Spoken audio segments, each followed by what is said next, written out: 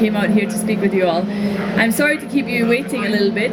As you could see from our performance in qualifying, it wasn't such an easy day for us, which is why most of the drivers are still down in their trucks, speaking with their engineers, trying to figure out a way that we're going to make it better for tomorrow. But we're going to get them up here eventually, so you will see all the drivers, don't worry about that. But since we can't get hold of our DTM drivers, we thought we might introduce first of all a Formula 1 driver to meet you all. There's not that many British Formula 1 drivers in Formula 1 just now, and if I'm even allowed to say it when I'm standing in England, there's not that many Scottish Formula 1 drivers. There's actually only one on the grid just now. But he's pretty quick and he's driving on Mercedes-Benz engines. So please welcome Paul Di Resta.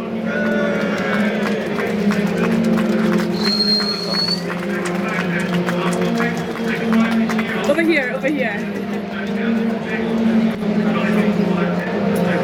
So Paul, I was just saying that there's not many British drivers in Formula 1 and there's certainly not many Scottish, and we've got the fastest and the Scottish one here today, which is fantastic. How is it to be back in your old playground? I mean, you won the championship here. Is it nice to come back and see all your old colleagues? Yeah, I don't think we should mention the Scottish bit, Susie. I think we'll keep that quiet. The British, it's obviously nice to come here. It's always nice to come and see your former colleagues, you being one of them. But you're obviously taking a new role. Now Mercedes-Benz invite me to a few races. I'm still very much part of them. I still drive a Mercedes-Benz powered car, and here to support the whole crew, I think, and hopefully they'll have a better day tomorrow and something to celebrate a bit more, because I feel the atmosphere in here tonight is maybe going to be a bit quieter than normal. Well, before we start talking about you in Formula 1, let's go back a little bit to the performance today. I mean, a really tough day for the guys. You could see that they were pushing a lot out there. Gary won the race here last year. It's not as if he's struggling for speed around this track, but somehow we just didn't quite get it together.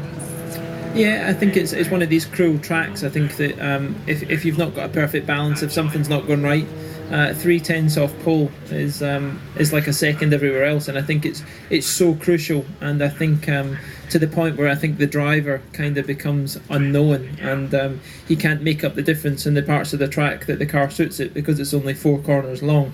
I think you're playing with a battle, but I think we all know Gary. I think we know he likes to push his weight about. Being in the midfield, I'm sure he'll be keeping you entertained tomorrow, and I wouldn't expect him to finish 12th. I'd certainly expect him to at least be in the points, and hopefully we'll see him a bit further up, because it's a long campaign, and you saw what happened to him last year. You know, he's in a very comfortable position at this point, and lost it by a few points at the end, so maybe it'll change his mindset a bit. He'll certainly be on the grid raring to go tomorrow. We've obviously got a lot of other very young drivers in the lineup this year who did incredibly well at the first race in Hockenheim. The big star of the weekend was Pascal Wehrlein. He's only 18 years old. Certainly just before the first race he just passed his driving test and was allowed to drive on the road, so that shows you just how young he is. How is it for such a lineup when there's so many young guys? Do you think they need someone like Gary to help them, or do you think as a driver you just go out there regardless of your age and perform? Well, I started here when I was quite young. It makes me feel old when you see he's only 18 and I'm 27 now.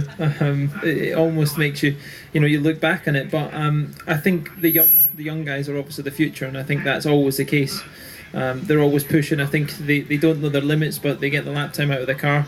Obviously this is a difficult place when you come for Pascal, the likes of not knowing the track. I think when you've only got an hour and a half of practice and then you're in the deep end in qualifying, it's going to be difficult. And I think for Mercedes, as a day like this, that's the way it is. But I think they've got a great guy like Gary who's very open, as we all worked with Gary over the years, and I think when you're open, it makes a difference, and he's got the experience hopefully that will help him develop into somebody that will take over his role when Gary moves on and up the ladder as it goes. But I'm sure Gary's got a few years left in him still.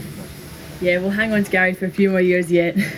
So moving on to your Formula 1, I mean it's going very well. You had a really couple of strong races in the last races. Are you quite happy with your progress?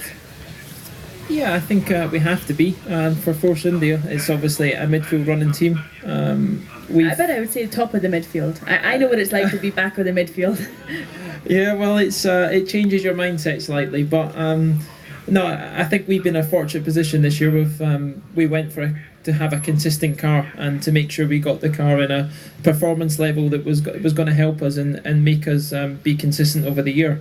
We're still some way away in qualifying, as you see with Mercedes, but the reverse happens in the race, and they seem to go a bit backwards and we come forward. But battling all the way, I think we've obviously matched our best result from last year already in the 4th Grand Prix of the year, and narrowly missing the podium. So I think when the car suits the conditions and suits the track a bit better, I think we'll be far more aggressive, and I think ultimately we probably will get on the podium should we get a bit more luck on our side. But taking that away, the important thing is, like last week, is to keep plucking away at the points. We're already in a strong position after 2 difficult races that we should have done better, but coming up to Monaco next week, it's all about qualifying, and really your focus changes week on, and then into Canada it will all be back on the race. So looking forward to it. It's going to be a strong battle. Ultimately McLaren, we've not lost respect for them, and we know that they will overtake us shortly, but while the time lasts, if we can get a bigger gap into Williams and Sauber that you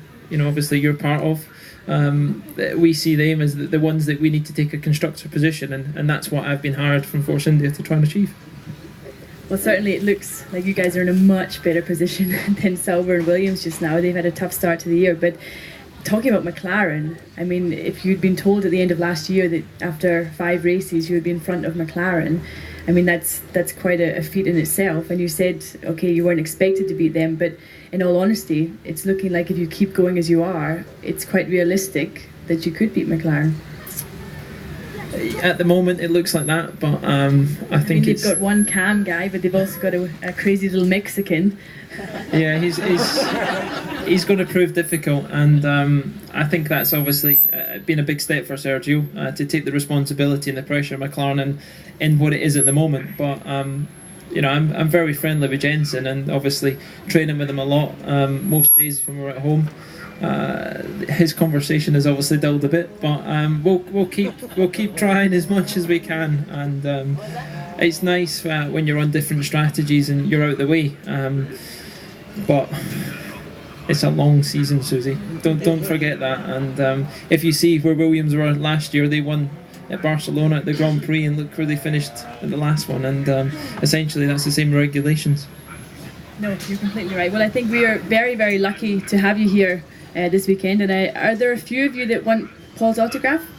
Just a few? Okay, do you have time to give some autographs? Everybody, Paul Di Resta. Thank you.